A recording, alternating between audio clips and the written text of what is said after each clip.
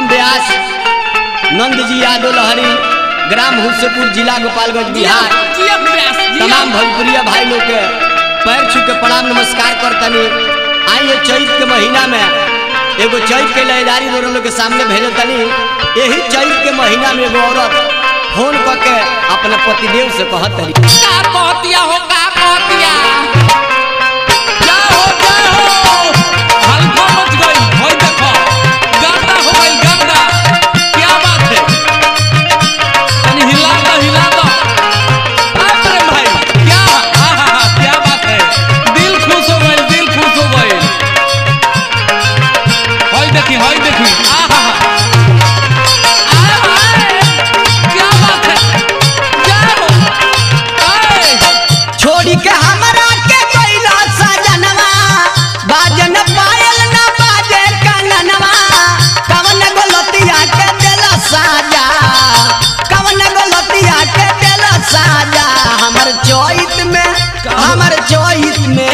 हमर चैत में न लागतावे दिल, तू जल्दी से घर आजा। हमर चैत में न लागतावे दिल, तू जल्दी से घर आजा।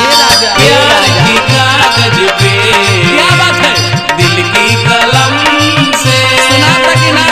प्यार की कागज पे दिल की कलम से पहली बार सलाम लिखा, पहली बार सलाम लिखा मैंने, खत महबूब के नाम लिखा, मैंने खत महबूब के नाम लिखा।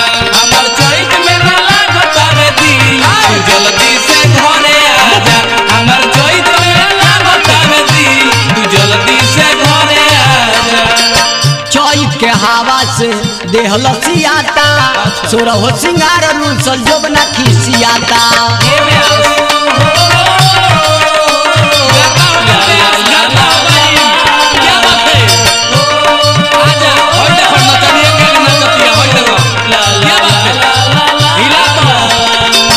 चैत के हवा से देह लसियाता, सोरहो सिंगार रूसल जोबना खिसियाता। चढ़ल जवानी हमर होता जियनवा, हमारा पसैया न देलो भेयनवा। बाहर में जाके तू ले ला माजा, बाहर में जाके तू ले ला माजा। हमर चैत में हमर चैत में न लागतावे दिल, तू जल्दी से घर आजा। हमर चैत में न लागतावे दिल, तू जल्दी से घर आजा। डम डम डिगा डिगा मौसम बिगा बिगा, डिगा डिगा मौसम बिगा बिगा, जगदम मात गिरा मात गिरा मात गिरा। है अल्लाह तारीफ तेरी सुभान अल्लाह, है अल्लाह तारीफ तेरी सुभान अल्लाह।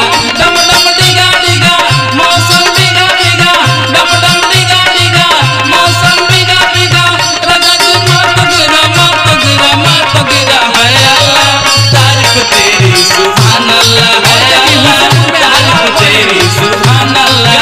हमर चैत में न लागतावे दिल, तू जल्दी से घरे आजा। हमर चैत में न लागतावे दिल, तू जल्दी से घरे आजा। पकी गइल तीसी लटक गइल जौआ, आम मोजरी आइल टप टप चुअतावे महुआ। चुए लगले कर जा ओने कहां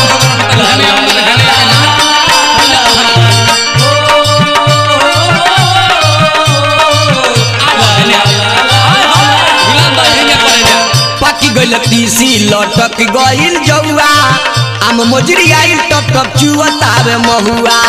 कैसे अकेले में होई कटनिया, केहू न लावे वाला बाटे गोतनिया।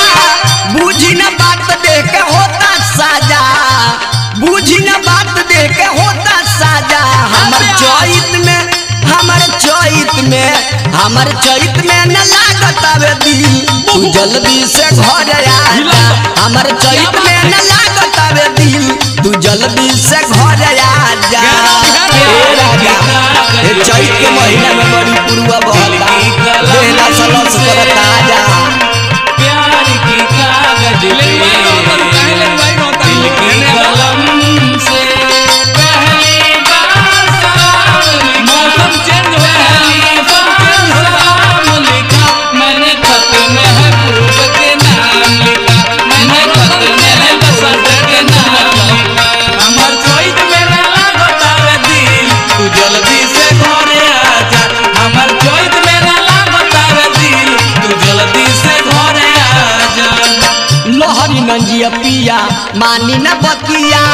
सेज पर अकेले हम फेरी करवटिया ओने का भाव पर गाँव रहने महुआ के पर गल ला ला सिखिया पसी हाय हाय अब हने क्या बात है हिला गंदा हो गया लोहरी नंगिया पिया मानी न बतिया सेज पर अकेले हम फेरी करवटिया चैत के गरमी से चुवता पसेना हमारा समाज लूटे संजय सक सेना आवत तू घरे धरिया भर पाजा आवत तू घरे धरिया भर पाजा हमर चैत में न लागत आवे बिल तू जल्दी से घरे